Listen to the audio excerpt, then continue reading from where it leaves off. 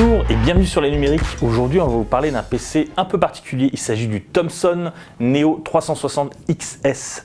C'est un ordinateur qui est donc un convertible, donc avec un écran tactile qui pivote autour du clavier et qui a la particularité de ne coûter que 250 €. Pour arriver à ce tarif, Thomson a fait plusieurs sacrifices en mettant notamment un processeur Intel Celeron N3350 qui n'est vraiment pas puissant, en mettant que 4 Go RAM et en mettant surtout que 32 Go de mémoire.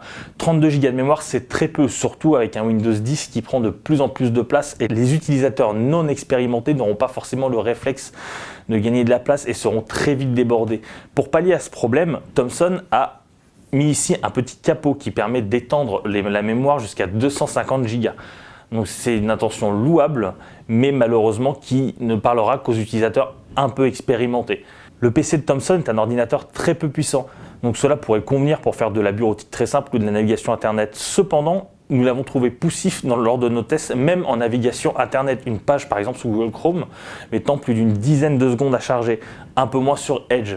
Même sur Word, pour taper un simple texte, nous sentons l'ordinateur qui rame constamment.